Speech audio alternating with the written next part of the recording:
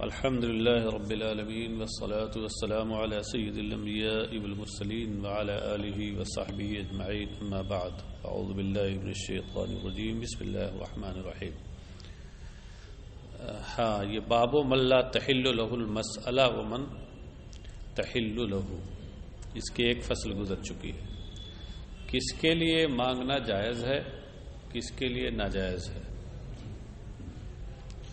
باب کے شروع میں نے خلاصہ اس کا بتا دیا تھا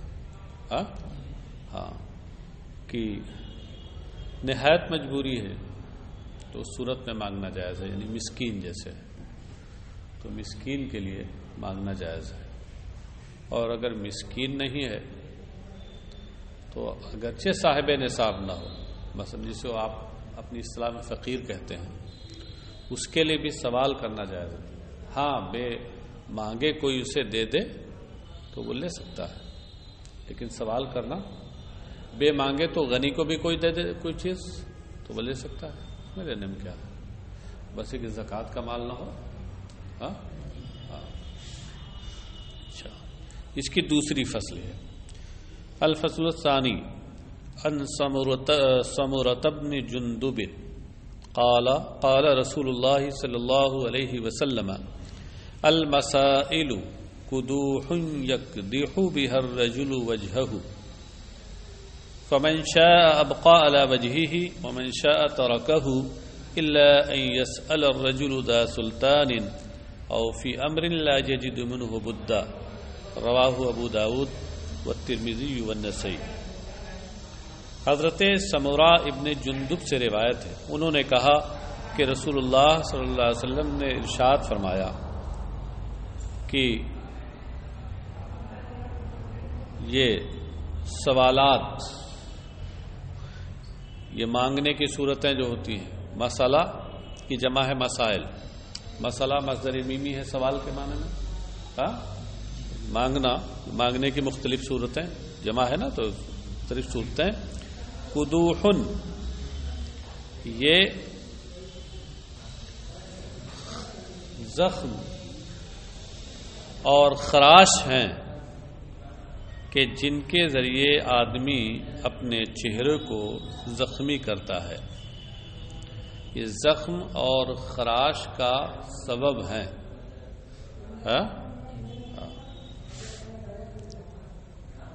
اصل میں کیا ہے، چہرے کا بارونق ہونا، زخم اور خراش سے پاک ہونا، بارونق ہونا، یہ اس کے باعزت ہونے سے کنایا ہوتا ہے. اور چہرے پر خراش کا ہونا، زخم کا ہونا، یہ اس کے بے عزت اور بے وقعت ہونے کو بتاتا ہے، اس سے کنایا ہوتا ہے. سمجھے؟ تو مطلب کیا ہے کہ انسان جب مانگتا ہے تو سامنے والی کی نگاہ میں وہ گر جاتا ہے. اس کی کیفیت ایسے ہو، یعنی اس کا چہرہ بے رونق ہو جاتا ہے، جیسے اس کے چہرے پر خراشیں پڑ گئی، زخم آ گیا. تو سرکار نے فرمایا کہ المسائل قدوح. قدوح یہ قدحن کی جمع ہے. قدح کا معنی کیا ہوتا ہے؟ خراش لگانا، زخم بنانا.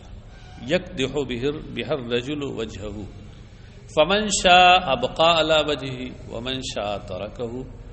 تو جو چاہے وہ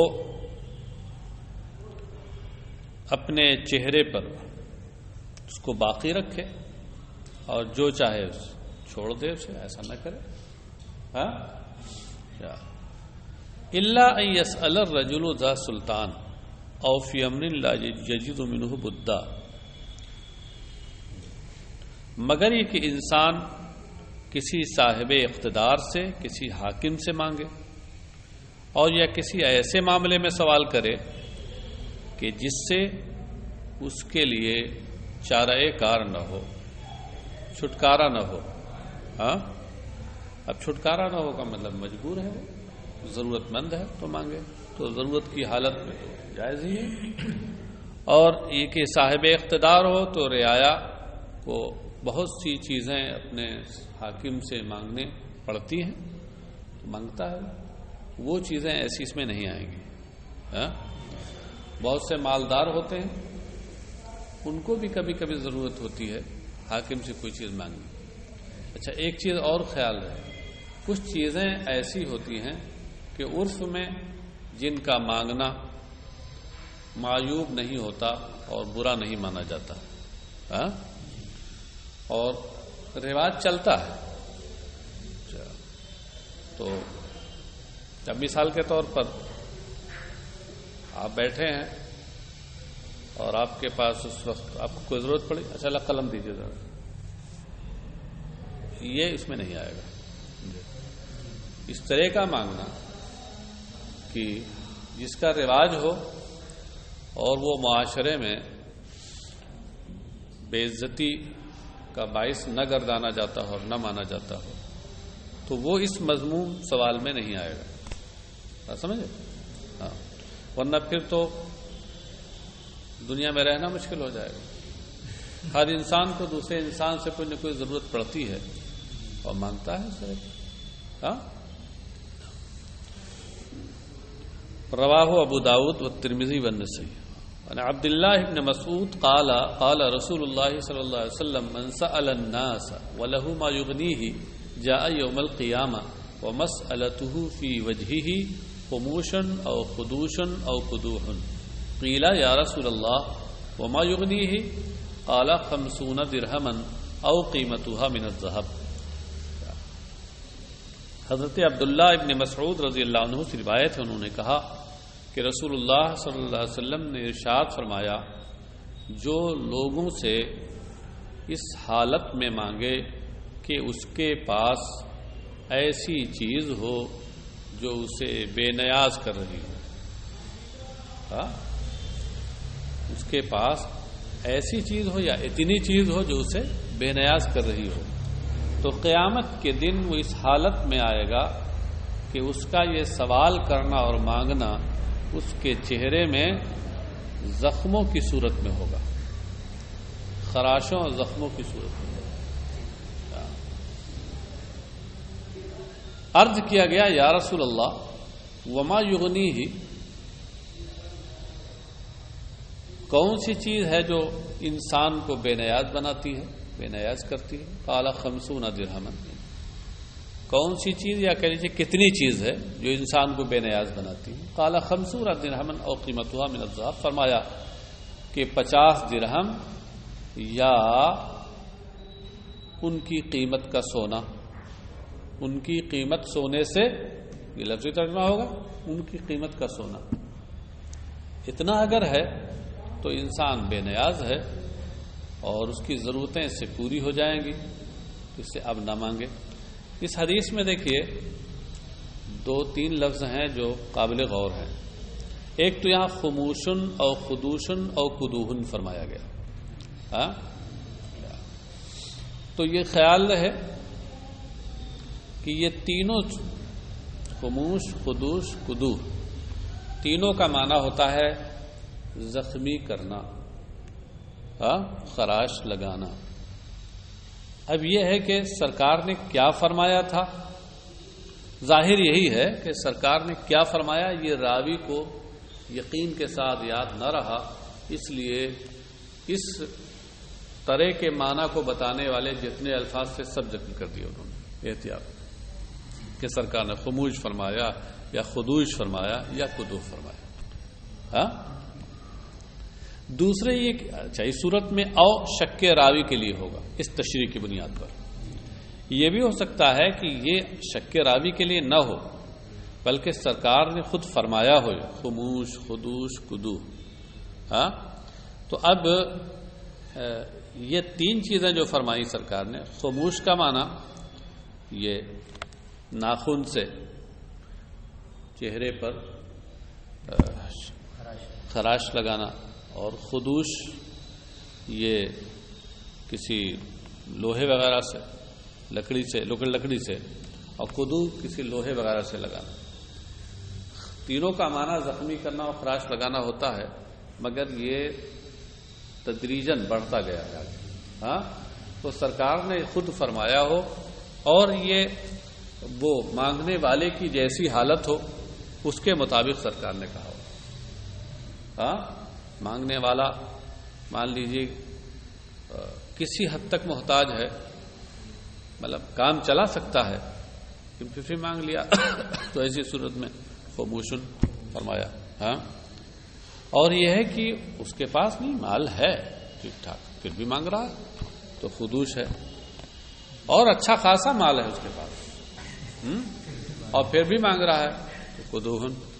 ہاں، یہ ہو سکتا ہے کہ سائل کے احوال کے اعتبار سے خود سرکار نے فرمایا ہو اس صورت میں او یہ سرکار علیہ الصلوۃ والسلام کے کلام کا حصہ ہو. اچھا، پھر ایک چیز یہ ہے کہ خموش، خدوش، قدوح یہ جمع ہے یا مصدر؟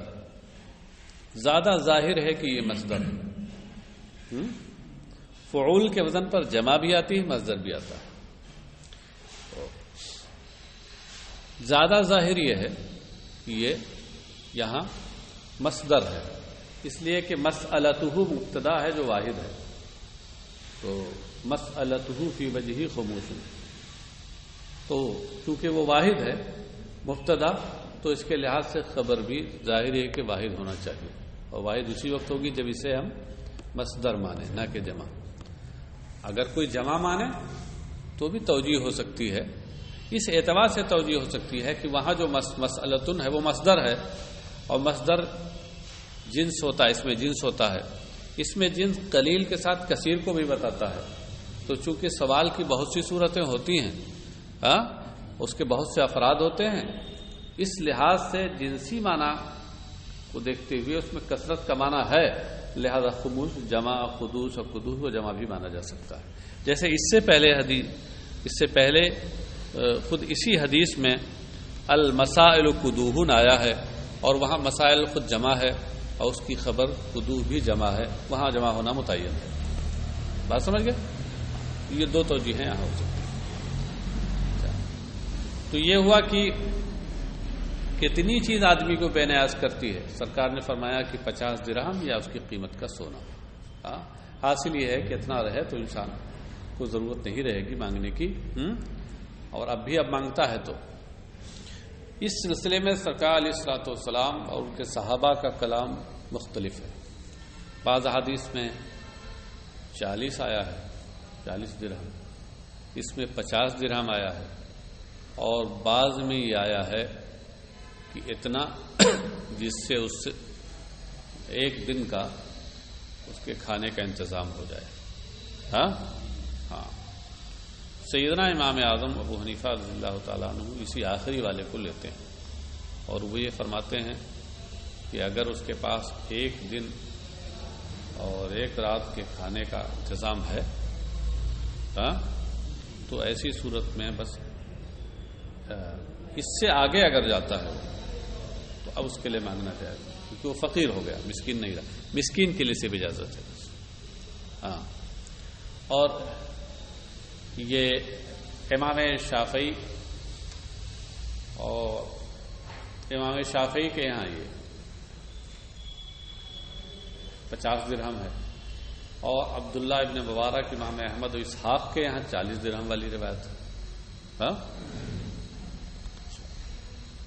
لیکن یہاں ایک خلط مبحث کیا جاتا ہے. وہ خلط مبحث یہ کیا جاتا ہے کہ لوگ اس کو نصاب پر محمول کر دیتے ہیں. یعنی وہ یہ کہتے ہیں کہ سرکار نے یہاں نصاب کا بیان کیا ہے کہ اگر کسی کے پاس 50 درہم ہے، اس کی قیمت کا سونا ہے، تو وہ صاحب نصاب ہو گیا، اب اس کے لیے زکوٰۃ لینا حلال نہیں. حالانکہ یہ بات تیور جو ہے وہ بتا رہے ہیں کہ یہ یہاں نصاب کا بیان نہیں مقصود ہے، بلکہ مطلق مانگنے کی بات ہے، اور مطلق مانگنے سے بے نیاز کرنے والی چیز پر گفتگو ہو رہی ہے. جیسا خود آگے حدیثیں آئیں گی ان سے خود معلوم ہوگا.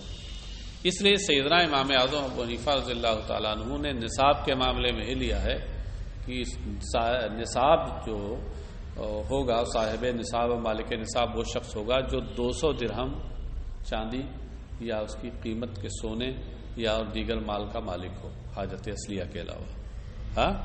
اور رہ گیا مطلق مانگنا جہاں تک ہے، تو یہ صرف مسکین کے لیے جائز ہے، اور اگر مسکین نہیں ہے آدمی تو اس کے لیے پھر جائز نہیں ہے. ہاں ارے وہ تو الگ حرام چیز ہے، وہ تو الگ حرام چیز ہے. رشوت لینا، رشوت تو مسکین کے لیے بھی جائز نہیں، رشوت تو الگ ہے، حرام چیز ہے. اسے سود لینا، رشوت لینا، چورانا، اس تو الگ سب جرائم ہیں، سمجھ گئے؟ وہ تو مسکین کے لیے بھی جائز نہیں. اب کیا مسکین کے لیے روا ہے کہ آپ کا کوئی سامان چورا لے اگر آپ کی اجازت؟ نہیں جائز. ہاں یہ کہ وہ مانگے آپ سے، آپ دیں اسے، یہ جائز ہے. اس کے تو رشوت تو خدا ہی سی. جی کیا خدا رضا؟ اب وہ مدارس ہوں، غیر مدارس ہوں، سب کا حکم ایک ہے، سمجھے آپ؟ مدارس ہوں، غیر مدارس ہوں، دفاتر ہوں، عام لوگوں کا معاملہ ہو، حکم سب کا ایک ہے، سمجھے؟ کسی کے اندر سرخاب کے پر نہیں لگے. عمل کیا ہے اس کو چھوڑیے. نماز پڑھنا فرض ہے اور بلا عذر شرعی چھوڑنا حرام ہے. عام طور سے لوگ چھوڑ، کیا اب اس سے ایسا تھوڑا کہ نماز کی فرضیت متاثر ہو جائے گی، حکم بدل جائے گا؟ نہیں بدلے گا. عمل الگ چیز ہے، حکم شرعی ہے. داڑھی رکھنا ایک مشت تک واجب ہے ہم حنفیہ کے ہاں، بیشتر لوگ نہیں رکھتے ہیں، یہ ان کا عمل ہے، اس سے حکم شرعی نہیں بدلے گا. چلیے صاحب. رواہ ابو داؤد و ترمذی و نسائی و ابن ماجہ و دارمی. ابن ابو داؤد، ترمذی، نسائی، ابن ماجہ اور دارمی نے اسے روایت کی. عن سہل ابن الحنظلیہ قال قال رسول اللہ صلی اللہ علیہ وسلم من سأل وعنده ما يغنيه فإنما يستكثر من النار. سہل ابن حنظلیہ سے روایت ہے. یہ حنظلیہ یہ سہل کی والدہ تھی. ہاں اسم ام سہل، حنظلہ کی طرف کی نسبت ہے، بنو حنظلہ کی طرف. عام طور سے عربوں کے یہاں نسبت والد کی طرف ہوتی تھی، لیکن کبھی کبھی بعض وجوہ کی وجہ سے کبھی ماں کی طرف بھی نسبت ہو جاتی ہے. قال رسول اللہ صلی اللہ علیہ وسلم، انہوں نے کہا کہ رسول اللہ صلی اللہ علیہ وسلم نے ارشاد فرمایا کہ جس نے سوال کیا، مانگا، جبکہ اس کے پاس ایسی چیز ہے جو اسے بے نیاز کر دے. ہاں یعنی اس کے پاس قدر کفایت اور قدر ضرورت چیز ہے. فإنما يستكثر من النار، تو وہ دوزخ کی آگ کو زیادہ کرنے کا سوال کر رہا ہے، گویا طلب کر رہا ہے. استکثار کا معنی طلب الکثرہ، یعنی فإنه يطلب كثرة من النار. قال، انہوں نے کہا، قال النفیلی، نفیلی نے کہا. نفیلی جو اس حدیث کے راویوں میں سے ایک راوی ہیں، انہوں نے دوسری جگہ کہا کہ مل غنى الذي لا ينبغي معه المسألہ. یعنی مطلب یہ ہے کہ نفیلی نے جو اس حدیث کی روایت کی ہے تو اس میں ان کا کہنا یہ ہے کہ اس حدیث میں بعض جگہ، بعض دوسری روایتوں میں یہ بھی آیا ہے مل غنى الذي لا ينبغي معه المسألہ. بعض روایتوں میں تو یہ ہے کہ سرکار نے صرف اتنا فرمایا، انما يستكثر من النار تک، اور بعض میں یہ ہے کہ اس کے آگے بھی فرمایا کہ سرکار سے پوچھا گیا کہ وہ مالداری کیا ہے کہ جس کے رہتے ہوئے مانگنا صحیح نہیں، درست نہیں. ہاں قال قدر ما یغدیہ ویعشیہ، تو سرکار نے فرمایا اتنی مقدار، مال کی اتنی مقدار کہ جو اسے صبح و شام کا کھانا دے دے. ہاں یعنی جس سے اسے صبح اور شام کی خوراک کا انتظام ہو جائے. وہی سیدنا امام اعظم کا جو موقف ہے. وقال فی موضع آخر، اور دوسری جگہ فرمایا کہ ان یکون لہ شبع یوم، او لیلۃ و یوم. دوسری کہ سرکار نے یہ فرمایا کہ اس کے پاس ایک دن کی آسودگی، بلکہ آسودگی ترجمہ کریں یا شکم سیری کریں ترجمہ، ایک دن کی شکم سیری یا ایک شب و روز کی شکم سیری کا سامان ہو. شبعون کا معنی کیا ہوتا ہے؟ شکم سیری، پیٹ بھرنا، آسودہ ہونا. ایک دن کی خوراک کا انتظام. یہاں جو یومن کہا گیا ہے یہ معنی عام میں ہے. لیلتن و یومن یا یومن دونوں میں کوئی فرق نہیں ہے، دونوں کا ایک ہی مطلب ہے. ہاں، کبھی کبھی یوم بولا جاتا ہے وہ نہار کے معنی میں ہوتا ہے، جیسے یہاں لیلہ کے مقابل میں جو یوم آیا یہ نہار کے معنی میں. اور کبھی کبھی یوم بولا جاتا ہے اور اس سے مراد 24 گھنٹے کا پورا وہ تاریخ پوری ہوتی ہے. پہلی جگہ یہ ہے. ہاں، اردو میں بھی اس طرح کی چیزیں ہیں. فلاں صاحب جمعہ کو پیدا ہوئے، جمعہ کے دن پیدا ہوئے، حالانکہ اس کی رات میں پیدا ہوئے. دن وہاں جو بولا جا رہا ہے وہ کس معنی میں ہے؟ وہ یوم کے معنی میں، وہ نہار والے معنی میں نہیں ہے.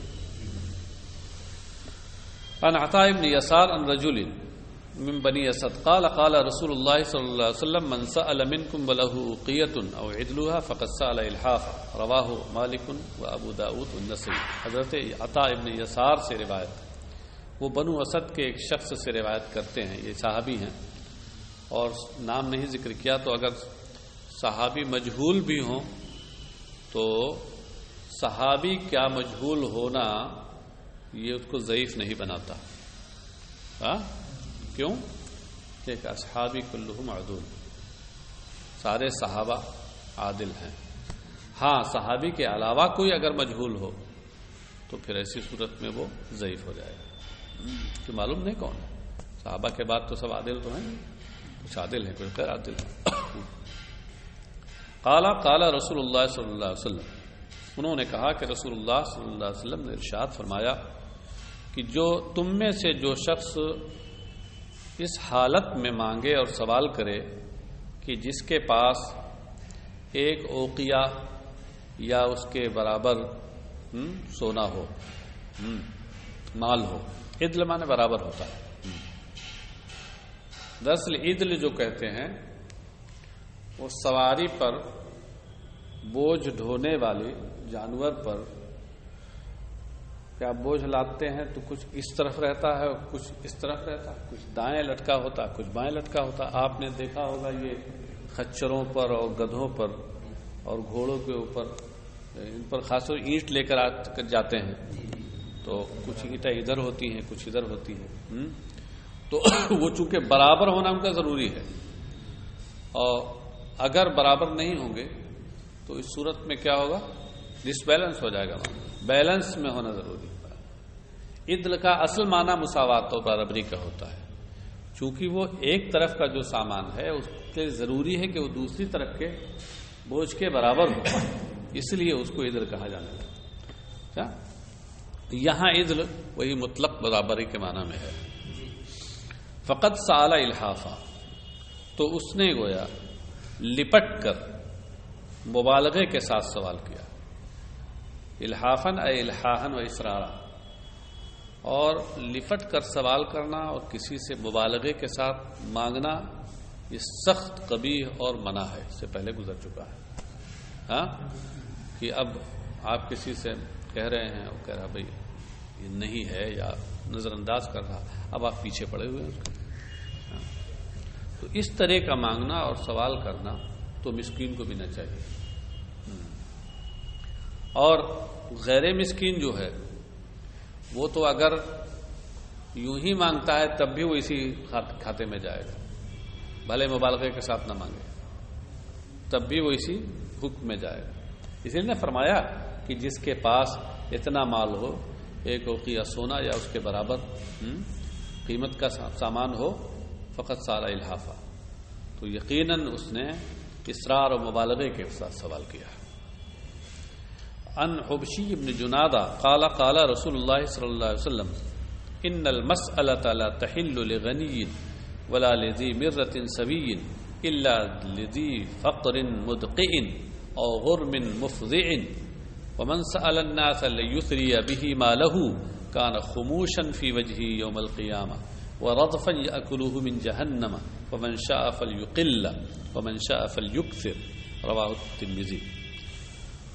حضرت حبشی ابن جنادہ سے روایت ہے، انہوں نے کہا کہ رسول اللہ صلی اللہ علیہ وسلم نے ارشاد فرمایا کہ سوال کرنا جائز نہیں کسی مالدار کے لیے اور نہ ہی کسی تندرست و توانا کے لیے۔ سوی کا معنی صحیح تندرست، اور ذی مرہ بے معنی ذی قوہ توانا۔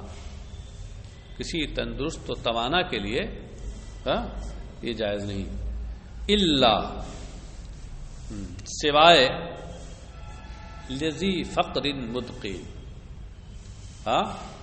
سخت حاجت مند کے۔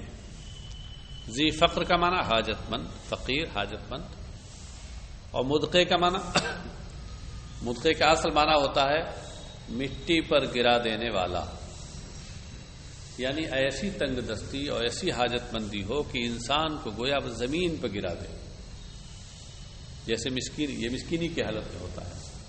ہاں، مسکین کو بھی مسکین اسی لیے کہتے ہیں کہ خوراک اور مال کی قلت کی وجہ سے وہ چلنے کے لائق نہ ہو، زمین پہ گویا بے حس و حرکت پڑا ہوا، مسکین سین کاف نو سکنا، بے حس و حرکت پڑا ہوا۔